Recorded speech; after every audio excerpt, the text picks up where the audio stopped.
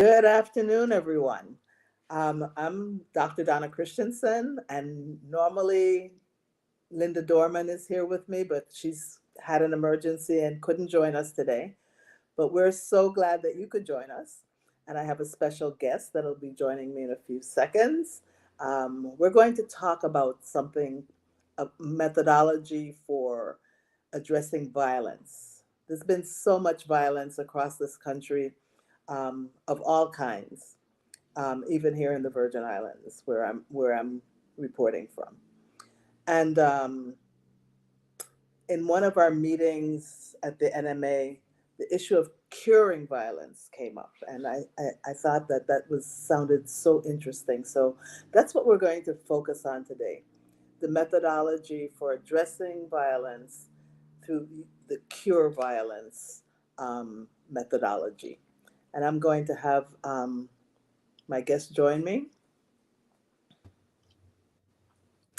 And I am so pleased to have Dr. Ron Bailey with us today. He is the chief of psychiatry at the Louisiana State University School of Health Sciences. It's a long name. And a past president, the 113th president, was it? 113th, exactly. Of the National Medical Association. I'm wearing my NMA pin. Can't see it really well today. We're so proud to have you with us today. And this is something that you and I, as well as the other members of the council, have been spending a lot of time and effort discussing and reaching out to other partners to work on what we can do to reduce the violence in our communities. But maybe we could begin because you have some experience with using the cure violence methodology.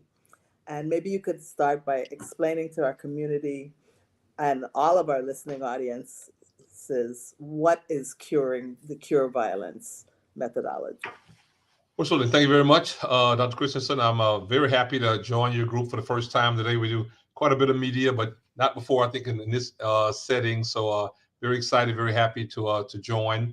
As mentioned, I chair psychiatry now at LSU School of Medicine, New Orleans. Been in this role for about 2 years, but I'd like to say new to LSU, but not new to this role of chair.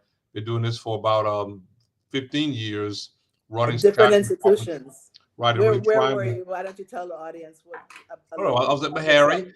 My first Sherman job there from 08 to 15 in Nashville. And I was at Wake Forest for 4 years from basically 15 to 19. And in all three cities, Nashville, Tennessee, basically Charlotte, North Carolina, and now New Orleans, all are medium-sized, mid-south to southern cities. None of these are East Coast or large northeastern urban settings, but all unfortunately places with dynamic violence. And numbers, I think, have increased substantially. I moved here in part because we're putting quite a bit of money into addressing it, and rightly so. New Orleans last year had 84 murders per 100,000 on gun violence, and the city that was second in the country was St. Louis. They were 42. So we're double, unfortunately, the city that's second.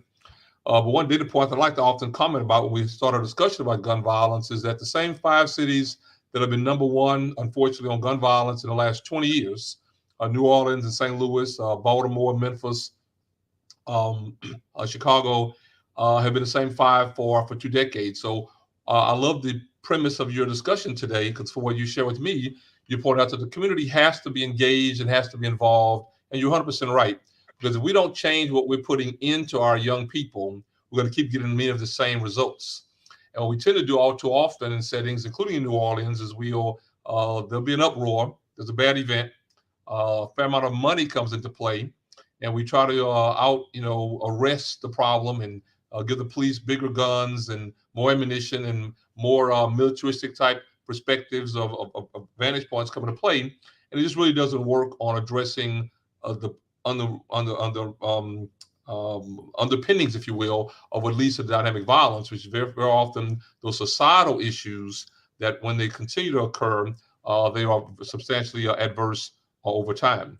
And our work in gun cure violence, I've been involved in this now for over a decade, has shown some benefits. So I'm looking forward to talking about that today. And as we have seen far too often, the approach of law enforcement and strengthening law enforcement and militarizing law enforcement and creating these special task forces within law enforcement has not only not worked, but it has increasingly ended up with the innocent, often black, most often black young men being killed, unnecessarily. Exactly right. And it goes without saying that all too often when we have opportunity to engage in media settings like this, there's unfortunately a recent story, goes back to Columbine and other issues from Trayvon Martin in Florida to the young man in Cleveland years ago. Oh, everyone has a story. I've been very involved in the issue regarding, the legalization or making illegal menthol cigarettes in some places, because that may actually lead to much of the same I was problem. involved in that too. Right. Although new data shows that Americans are more comfortable with legalization of marijuana than legalization of tobacco. Tobacco kills many more people than marijuana. Another whole story for another time. But the recent issue in Memphis gets our attention. The Tyree one story I think is very important because it points out that what we're putting into law enforcement matters. And at times it matters more than who law enforcement may be demographically. They may be black or white, ethnically. They may be male or female. They may be rich or poor or young or old. But if we teach and train them to be antagonistic and hostile towards certain groups, in part based on the role those groups play in society, they may be black, they may be young men, if you will, that case may be, then these spider groups, whatever it's called, these special militaristic subgroups within law enforcement can become remarkably antagonistic toward young persons. And but for a camera, even in that case, we may not get the full story. And many of us are afraid that the full story has been very antagonistic toward young black men, not only for years and decades, but decades and centuries. We just now know a lot more about it. That case in Memphis was tragic, should not have happened. But I think you're right. It's a symptom of the larger societal problem. And just before I signed on here, the Attorney General is reporting on the Breonna Taylor incident, and the investigation just shows the antagonism that the police force has towards the African American community, which is what we were just talking about, how it plays out in our communities. So, how does cure violence work? How is Right. that So, different?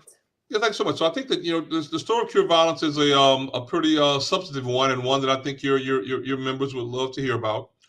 In 2000, Dr. Slutkin in Chicago came with the idea that they had to do something more systemic to address the long-term problem, the ongoing problem, the perpetual problem of dynamic violence in Chicago, and created, I think, an idea that it had to be addressed inside out, or from the grassroots level.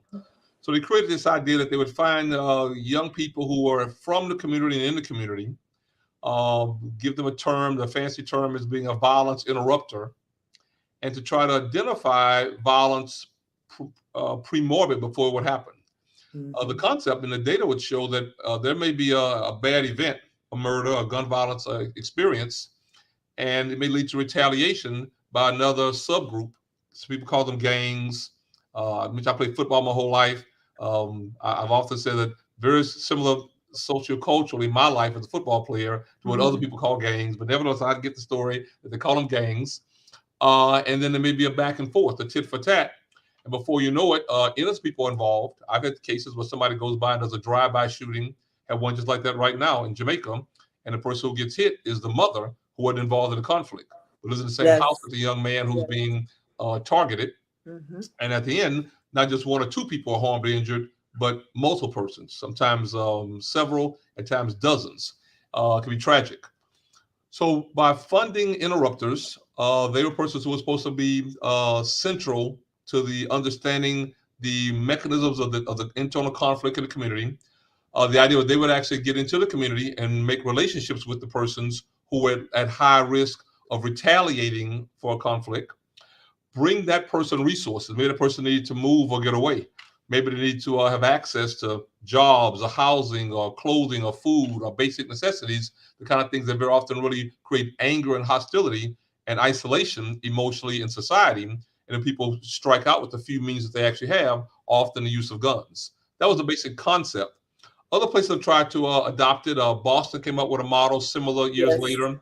Theirs was much more police focused and governmental based, not so much with the interrupters, but that the formal members of society, the police and the elected legislators, what have you, would provide the funds and the support, but it'll be done much more formally at a higher level. And there's been hit or miss where it works or not. Probably works better in certain places based on what the issues are on the ground there. So what I say for your guest is that one has to figure out where you are, what's likely to work best, and find ways to intervene. But we have to be talking to and listening to young people in our society to best understand what the mechanisms of violence are so we can actually decrease the risk.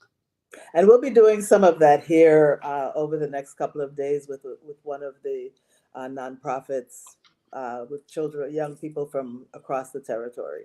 But I'm familiar with the one in Boston more than I am with the one in Chicago because one of my congressional classmates, Bill Delahunt, was also, involved in that, probably as a state legislator before he came to Congress.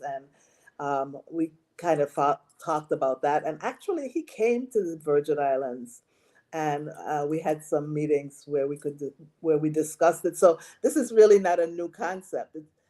The term cure violence was new to me, but it's not a new concept. As a matter, we actually had Dr. Stith here back maybe 30 years ago, maybe a little less than that, but it's probably close to 30 years. I hate to think that I've been around that long, but to talk about the response to the public health approach, and the cure violence approach is a public health approach. Oh, absolutely. And excuse my poetic license, but I'll just share that I had the opportunity to be on a stage at the NMA. We're having our mid-year meeting in Los Angeles one year, the colloquium. Met Deborah Stith. This was in March of 2016. Kept a relationship with her. Eventually, I went to work for her when she became dean at UC right? Drew. Absolutely, small world. So, and I think she actually wrote a foreword on my last book. I wrote a book on domestic violence as a function, I think, of this gun violence concern. So, if I get to follow Deborah Stith, I think I'm in good hands here today. I just share three key themes, I think, for the audience today that I pulled. That I think if you read about cure violence, what the data has shown are the key mechanisms of effectiveness. One is that cure violence aims to prevent retaliation. They say that whatever shooting happens, trained workers immediately are sent into the community. They go straight to the hospital, if you will, to work to cool down emotions and prevent retaliation.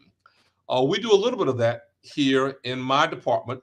We just got a $1.3 million grant over 5 years for our trauma recovery program, led by our outstanding young woman who works for me. She's a psychologist, Erica Rajo. I'll always mention her name. She's doing great work here. So if you're involved in a violent event in New Orleans and you and your family go to the hospital, the surgeons and the techs and the nursing staff go to the emergency room with the person who had the gunshot wound. My psychiatric team goes to the waiting room to talk to the family, to immediately try to intervene with the people, mainly the young males, to be very blunt with you, who are the ones who are most likely to see dynamic violence, misinterpret it, and think that that's the way to remain strong and empowered in society going forward. So again, I thank you for having me on your show today, and I appreciate your earlier comment that we have to figure out a way to communicate to society and the community the role that they play, because clearly this will be fixed by the community. We really cannot fix it at a higher level. Yeah, and I'm often disturbed at what I see in my community, where we sort of relish seeing people fighting. And just the other day, I was at lunch with some friends, and several of them had videos that had been sent to them of individuals fighting. And these things are passed around the community, and people are laughing at it. And, it is so important for the community to understand that unless we change our overall approach to violence, we're going to continue to see the violence that's emanating from our children. Well, I think you're right. One doesn't have to be a psychiatrist to appreciate these concerns, but I like to say I'm a 32-year psychiatrist, almost 33 years now to be exact. But the reality is some issues are as clear now as they were when we first started.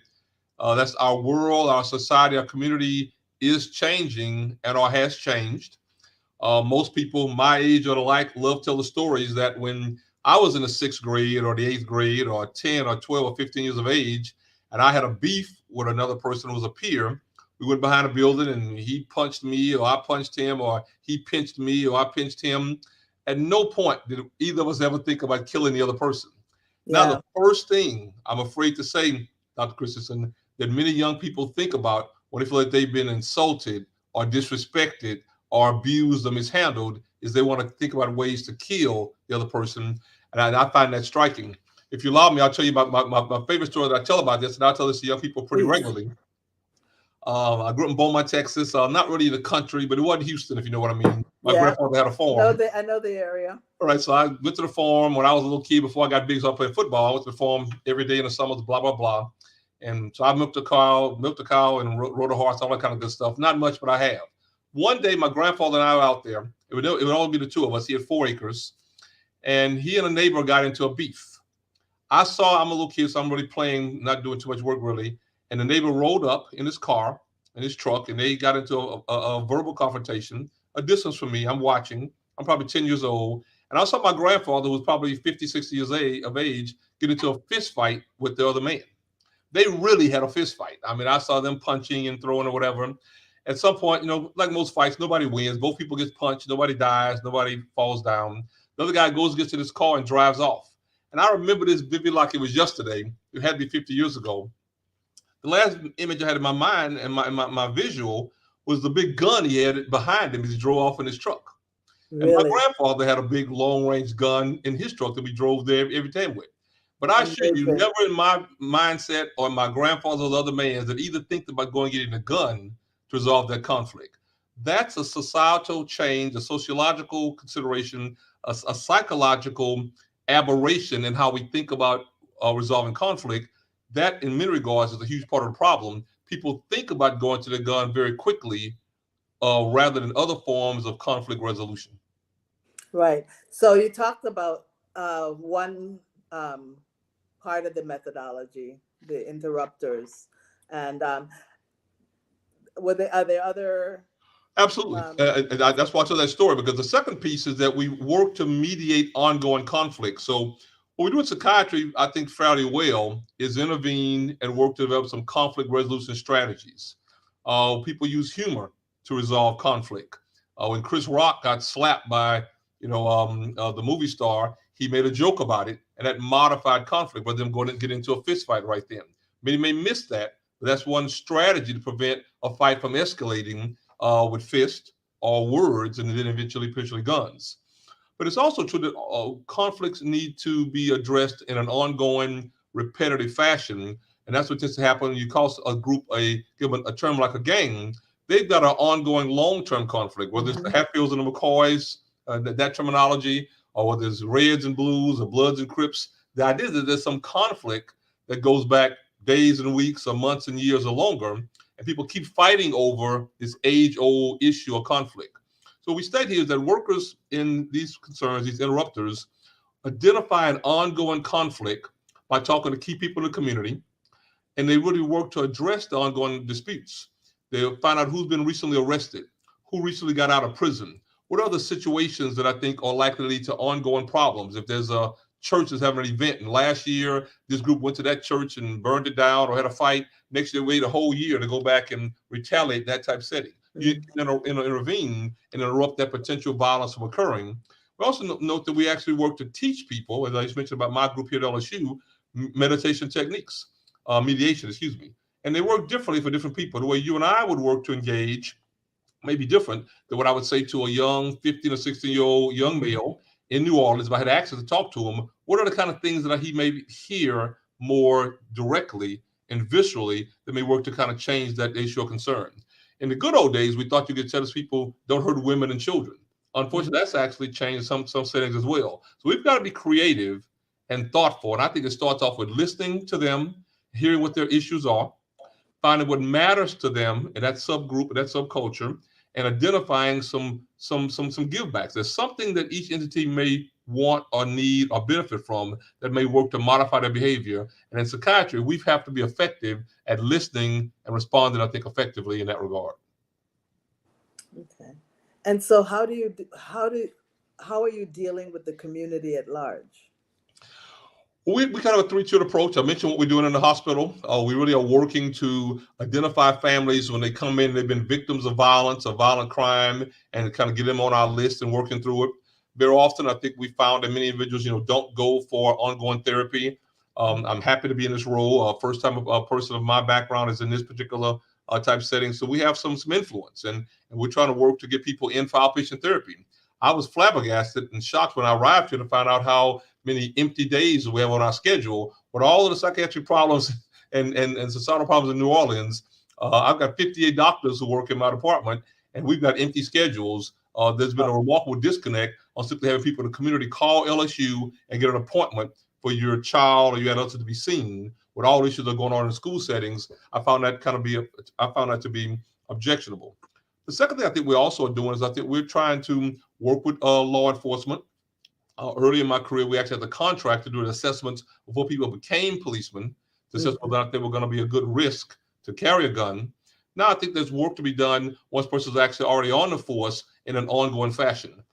So in our early meetings when I arrived here a year and a half ago was with Sean Ferguson, who was then the chief of police for New Orleans. He recently stepped down, hired by the mayor. The mayor is a replacement with someone else in that setting. We're going to offer our services again to have a psychiatric or psychological interventional strategy to help law enforcement in an ongoing way. Many would argue that just like we train the treater after an event or a disaster or hurricane, the mental professionals very often are at risk. Police are also at risk emotionally when they're seeing so much gratuitous violence each and every day. If we don't help manage that problem directly and I think proactively, we're going to see policemen all too often who may strike out, whether they're black or white, antagonistically. When that happens, you most likely strike out against the people who are weak politically in society. Those very often are the poor. Very often those are blacks and browns. Those often are young men. And in addition to doing the pre-employment psychological testing or screening of the police, you're also talking about some ongoing counseling and therapy to deal with the stresses that they are facing that may end up causing them to be perpetrate violence on whoever happens to be in their way. I think it's well said. I think that there's a lot of touch points for us where we can be of value as professionals in general. And I think professionals who are culturally competent, you don't have to be black to be culturally competent. You have to be culturally competent to work, I think, in this community. One, the ongoing assessment, I think you make a very good point, are correct. I also think that we've made efforts, and the city of New Orleans has identified some funding, I think $88 million to address, I think, a plethora of activities. And one is to have persons in our department and others as well, social workers and case managers join with police departments for many of these nonviolent calls. So we think that one other problem is the stress level on law enforcement is high. So you're getting called all the time and you're carrying a gun. So it's a problem when you bring a gun to, I think, a mental health problem. A person really needs a welfare call because maybe they need mental health intervention.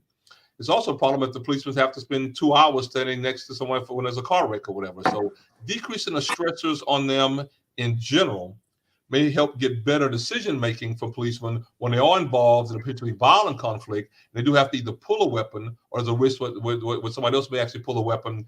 Those settings they occur very quickly, and bad decisions lead to problematic concerns that very often lead to mortality for young people. Look at the one in Memphis. There were many opportunities during that event. We also had a video for one law enforcement to say, stop this. That's too much. Don't do as much. The guy was on the ground. He got up and he ran. They chased him.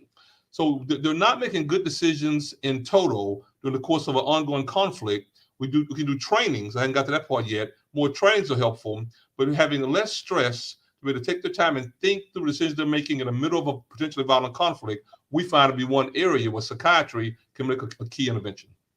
Right. I know that normally we take a break around this time.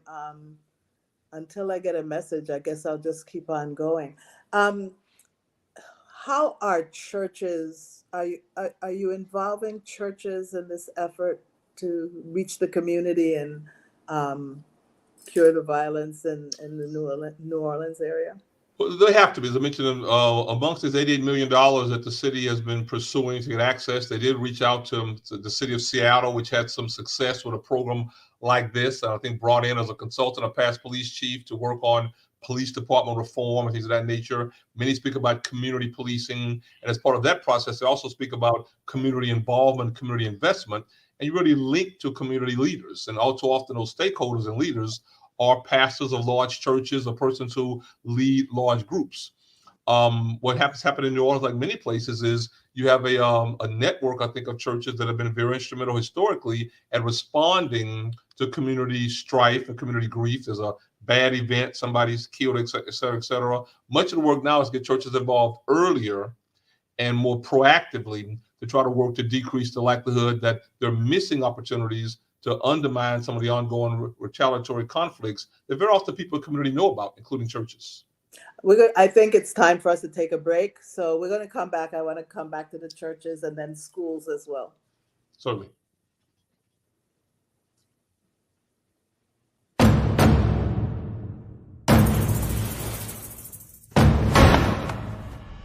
Time.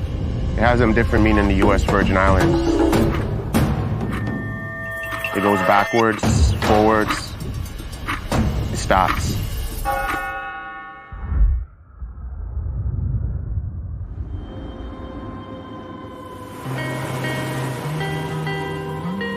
St. Croix is rooted in history. So much of it still remains untouched.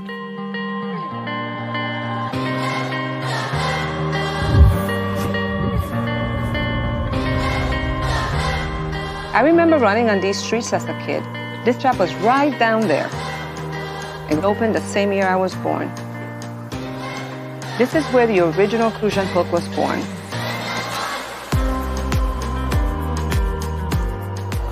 It's the symbol of these islands. And I wanted to have my hands in that very same history. I want to be able to pass it down to my family while still putting a new spin on it. The U.S. Virgin Islands, we have an amazing culture that developed over time from all over the world.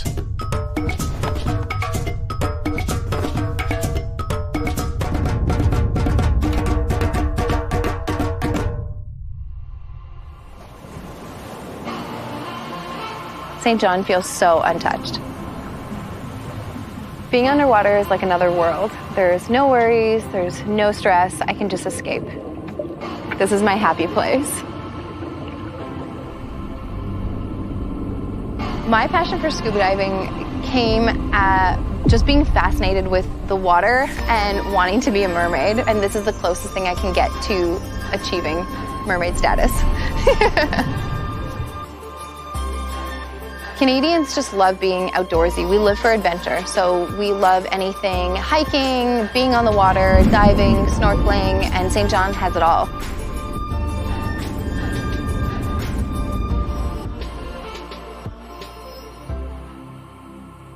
It's like some spirit is protecting the island and keeping them raw.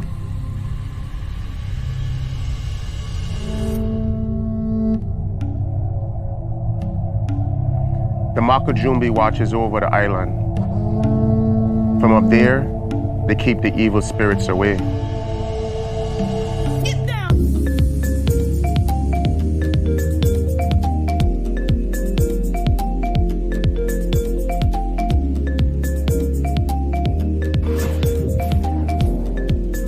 The nightlife in St. Thomas is absolutely amazing. There's always something going on. Everyone comes together to dance and catch a vibe. We're always celebrating. We celebrate freedom, culture, the food, the smell, the music. It's always a celebration. The people here are probably the most priceless thing because they keep the culture going. There's so many different influences on these islands. Food from all kinds of countries coming together in new dishes. All of us came from somewhere, but all that we call this home. The VI is a new melting pot. This is where the past and the future comes together.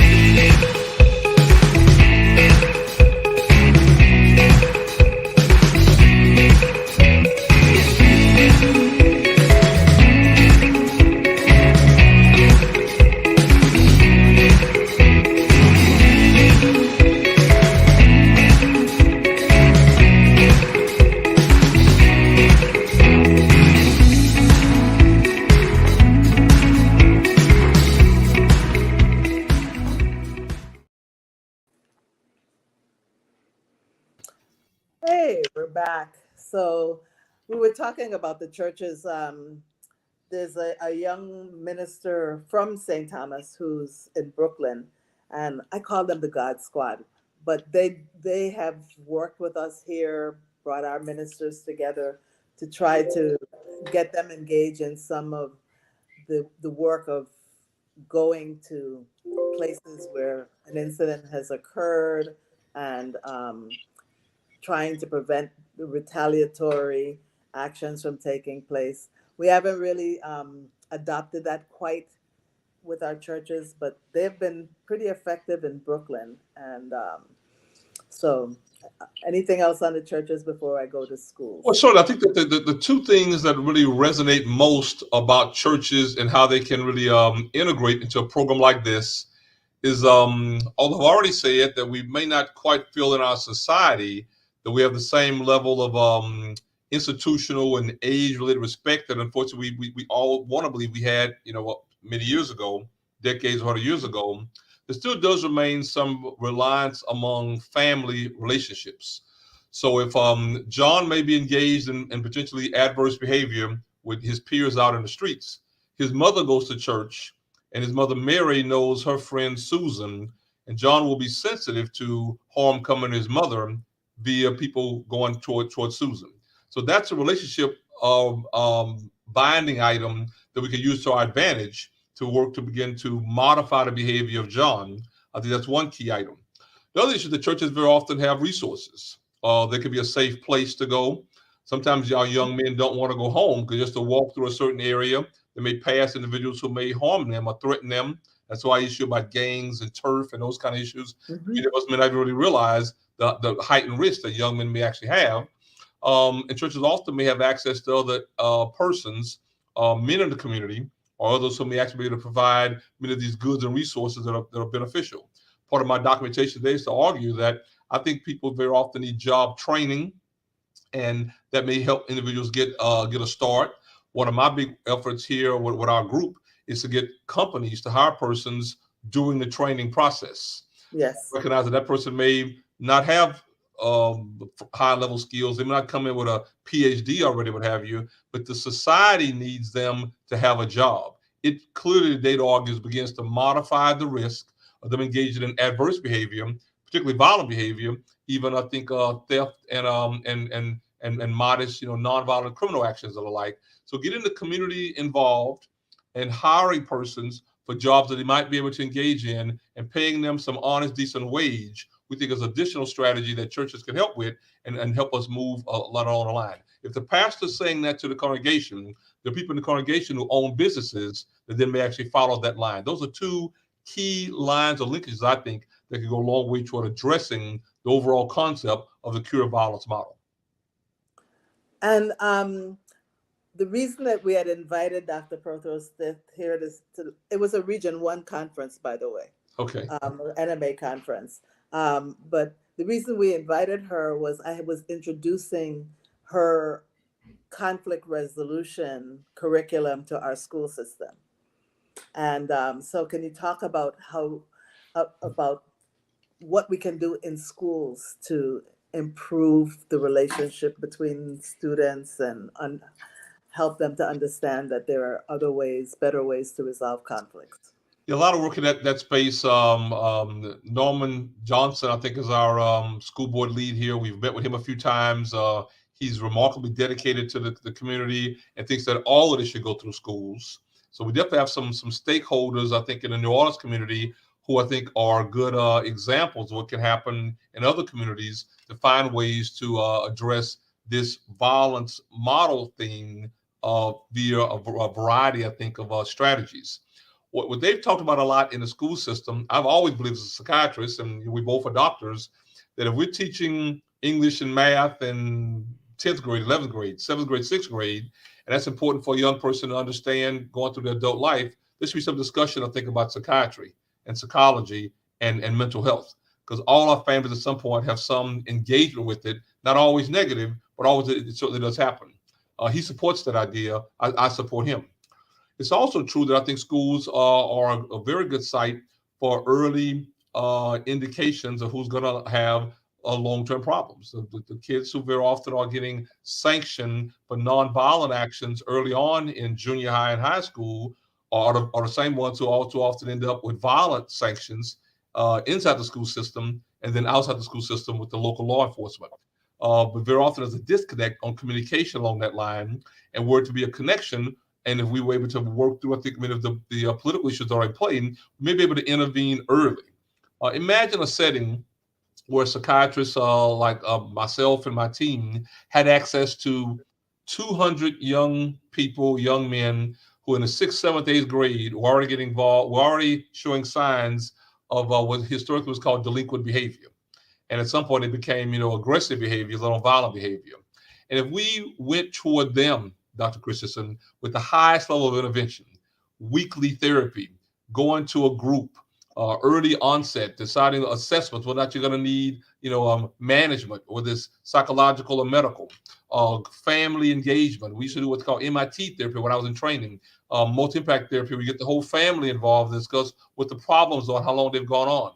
Imagine how many young people in your community and in mine don't get that at all, ever. Right. Or at best, if they get it after there's been a violent event or after they've killed somebody. We need to change the construct and provide those levels of interventions earlier with people who are high risk. And we very often through schools can know who's at most high risk. Yeah, I used to talk about one strike and you're in. One strike and you are already provided with the resources that you would need to prevent that second strike, So I firmly believe in that. Well, I appreciate you, because I think that was a sign of being a highest level, congressperson, politician that wanted this issue to win. I watch my words carefully, but I've done this for a long time, and I'm all too often afraid that all politicians where I'm from, and I'm from Texas, have not had that kind of a mindset. I think all too often part of the struggle has been that there are competing variables. And one variable is if a large number of young men are in trouble, too many other older men make a lot of money off of it. Privatized prisons, settings where, it's the one group's advantage for others to be in trouble, making laws where there are disproportionate sentencing. So some groups who are Black and brown have a high risk. In New Orleans, we see the data that argues that of these 300 murders we're going to have this year, pushing 400, 2/3 are young men less than age 30. And if you can believe it, 1/3 are youngest men less than age 21. And about 25% are settings where both people are young men, both are less than age 21. So this is not only a Black male problem, it's a young Black male problem. So we have a better idea of who we should identify. We need monies and resources. I love your point. One strike and you in to flow toward them early on. And as I like to say, I'm in psychiatry now. We have resources to do it. LSU psychiatry and wherever the psychiatry programs are in other settings should be the ones, I think, conscripted to provide that level of care. My thoughts. Yes. I had a thought that it was kind of went out of. Do you do? Are you doing like public PSAs in the community? How do you get the overall community involved. We talked about schools, we talked about churches, and they have a role to play. But any strategies for letting We the do a lot. We do a lot of community know media these that? days. So I thank you for having me on your show. I apologize to your listeners. I should have figured out a way to change my heading there, but I do one for my fraternity. We do one every Thursday night, and we call it. We put Okay. blunt in front of it. You So know, I didn't I'm, even notice. I'm sorry. I was trying to change that earlier. I didn't get it changed, but fraternities do it. You're right. Churches do it. I'm happy you mentioned our favorite organization, the National Medical Association, does it. Very involved in psychiatry. The American Psychiatric does it. So many groups have podcasts now to get this message out. And I'm hoping that puts some pressure on the powers that be to provide resources. Now, we've been working very diligently on 3 big projects since I've been here that I'll tell you about that I think are all over the evening news. One, we're trying to get a transition program for people getting out of prison. Louisiana has, unfortunately, the highest ratio of individuals going to prison than any state in the country. More people in prison in California, but not per capita. Louisiana, unfortunately, is number 1. And we have also the highest rate of recidivism. So people not only go in high rates, but we don't do any rehabilitation while they're there. They get out and have the same problem. So this 4-tiered program that we've been working to find $30 million of support, and I've been here for about 1.5 years, is to get people out and to put them in housing. We have 2 empty large buildings. When Katrina happened, the water flooded, and the old VA and the old county hospital Charity are still sitting. I remember I was there afterwards. Right. Yeah. So they can be renovated and used for space for free housing. They're right downtown next to the medical center. Secondly, Louisiana was the second, I think, southern state to take the Obamacare money, the ACA money. We thank you for your support of that in the National Medical Association. So these individuals can now get access to some form of health care. That's number 2. And be right next to the medical center. Third, we have to get a job. So there's been an ongoing discussion with this Chamber of Commerce to hire people who don't have any skills, who are likely to make a mistake. That's the point I've been making. You can't hire a person that at the first sign they show up late one day or what have you, you fire them. You as a business owner needs to realize that you live in this society as well. We all need these young men to not engage in ongoing violence. That's the Cure Violence model. And one thing is to give them a job. It can't just be on them to straighten up and do it better. Business has to also, I think, give a little bit. Now, if you do something violent, that's different. But it's not violent, find a way to keep them employed. And my final point is the 4th point about mental health, to have our team work proactively to provide ongoing services. Not once you identify you have depression, but up front. You get out of Angola, you come to us, and once a week for an hour, for a year, we give you 1 hour of therapy. I'll end for your group by saying, we're doing this 30 years, and one thing that's always striking to me is society always wants to know what's the story when some big issue happens. There's a gunshot wound, there's a violent problem, yada, yada, yada. I get all of that. But you'd be surprised how often persons have come to me for whatever reason. I do forensic work as well. And when you get them behind closed doors, they start telling you a story, Dr. Christensen, but it has very little to do with what happened Friday night and the conflict and the fight and the shooting. Is what happened some time ago, and they've been sitting on that psychologically for months and years. Giving them a chance to address the thing that's really bothering them psychologically may go a long way toward taking a lot of the energy out of what's driving the violence in our society. That's the theme of Cure Violence. Be proactive, have interrupters, hear their stories, and provide some ongoing proactive engagement to limit risk. Yeah, and our Department of Labor has training programs where individuals, and it's probably across the country, where people can, young or older, can come in and be trained in a skill and be paid while they're doing that. And we also have our fraternities and sororities. They've also been involved and very helpful. What I was going to say before that I forgot was one of the first task forces that I was on in Congress was the Juvenile Justice Task Force with Bobby Scott from Virginia. I don't know if you remember his Promise Act, but that was 3 strikes and you're in time. And it was very hard, and it remained very hard throughout my whole 18 years to get good prevention programs funded through the Congress. And you'll remember that CDC didn't even want to talk about violence, remember? Right. They refused to fund it. So there's so many forces that used to be against the kind of help that our communities need. I think that's changing, and I hope it is. Well, I hope so. And it goes without saying that we have to all acknowledge when persons on the right side of an issue, and you have been, and your group in Congress was. It's unfortunate for a variety of reasons. I mentioned some of the potential political ones. Those issues may have been not always listened to as acutely and adroitly as they should have been for any of a number of reasons. But the reality is, I think you were speaking, I think, with active voice, and it needed to be heard. I want to believe that increasingly now, one reason there may be a little bit more traction going forward, especially in a city like New Orleans, is for whatever reason, it's a bad issue, not a good one, but the truth is something beneficial, I won't say good, may come out of it, is that the violence risk has certainly crossed these emotional and these psychological lines. It's crossed geographical lines. It can happen in any and all places. Many more people historically did not feel afraid in all settings. Whether you're in a Absolutely. public place, I a stopped movie going theater, out a at mall, night. and that may be one reason why we may have some beneficial movement, I think, in this direction.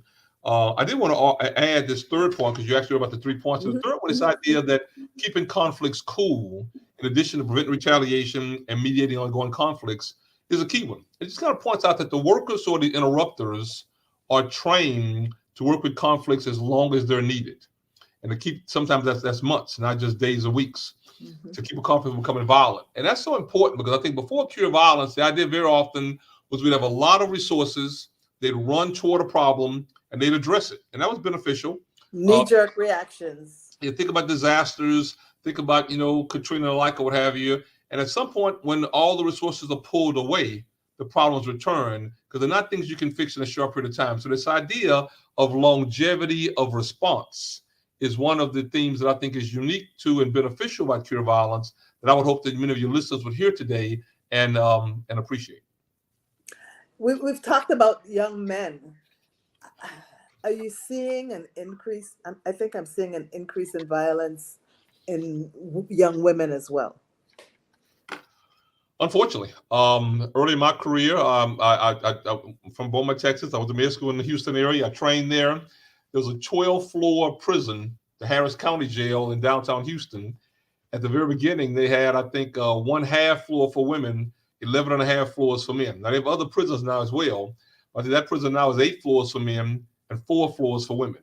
So just that visual changes the perspective of how many more young women are being arrested and increasingly arrested for increasingly violent kind of actions. So I think that's a surprise to many of us.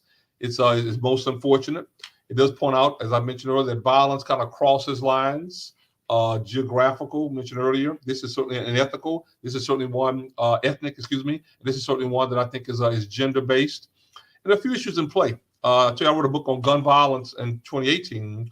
My most recent book on domestic violence in 2021 brings a lot of this out.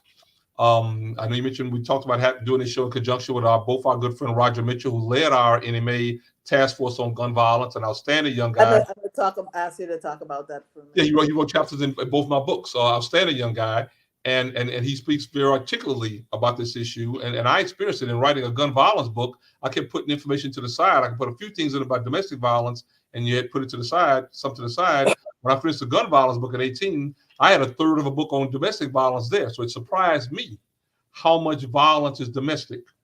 It surprised me as well that in our community, the Black community is unfortunately the worst community for violence toward women.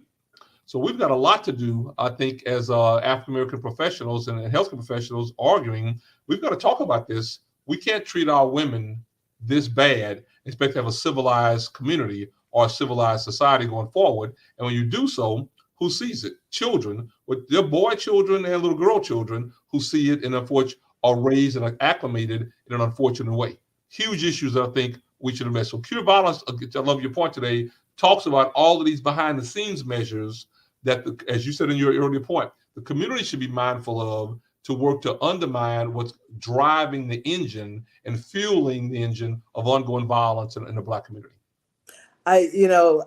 Another person we've had down here was Carl Bell, Dr. Carl Bell, another one of our NMA stalwarts. And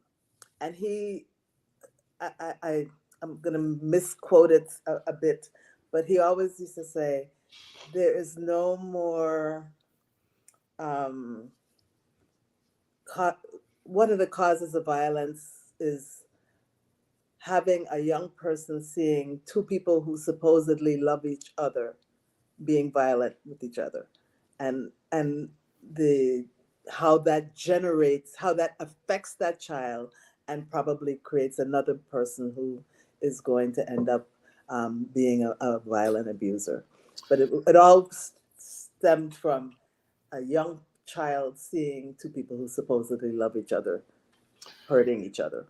Well, you hit huge points. Obviously, Bill is just a stalwart, I think, in our profession, in our industry, and in our subgroup.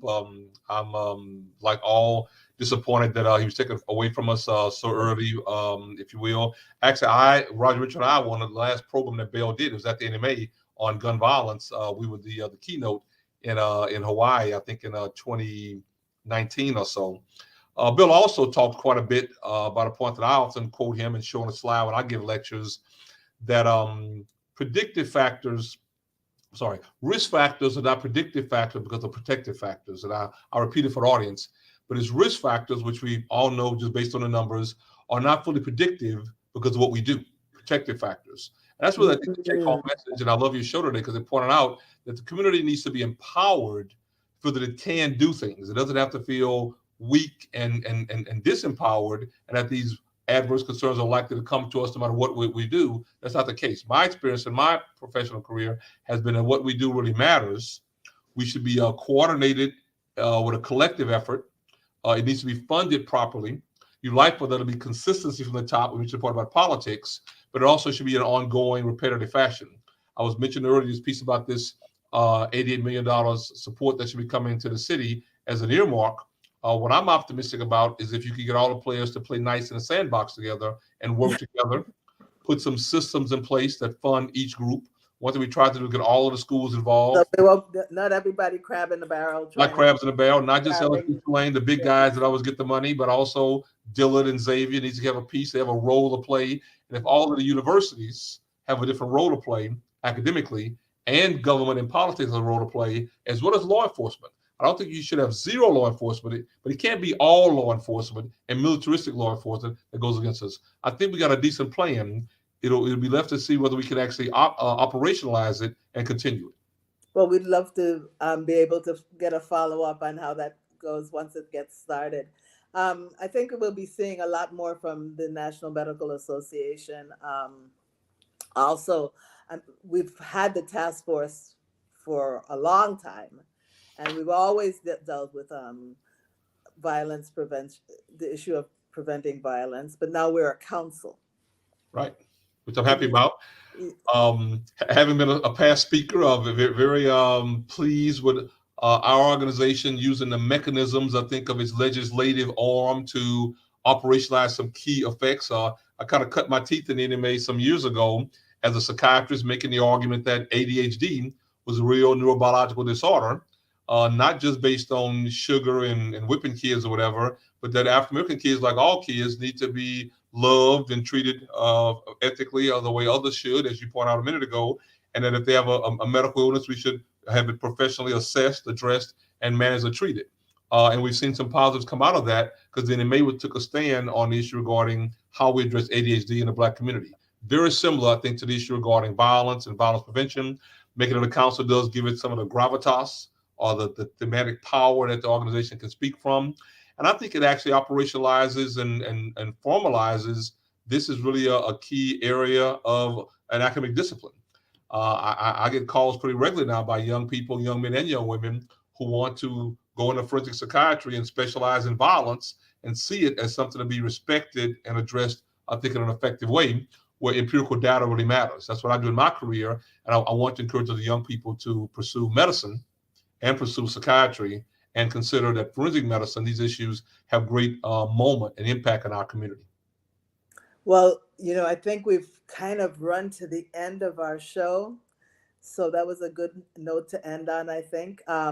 You'll notice that in our break, we showed a lot of the Virgin Islands. And I guess that should be an enticement to join Region 1 at our conference in St. Thomas in May. Absolutely. So Sounds good. thank you so much for joining me today, and the information that you shared is going to be very valuable, not only to my community, but to the communities that we share this information with.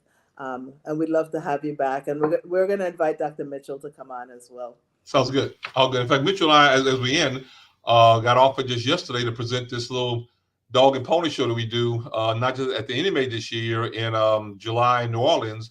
We'll be doing a panel with Diane Hart, who's also on our committee, at the APA, American Psychiatric, in San Francisco in May. So I think more entities are formalizing the understanding a need to make much more effective what African psychiatrists think about how we should be addressing violence at the highest level, which I think is a move in the right direction. So thank you again. I'll see you. If I don't see you at the colloquium, I'll see you in where we go in New Orleans. In New Orleans. We're going to be in New Orleans this summer. Wonderful. Looking forward to it. Thank you so much. Thanks. Thank you.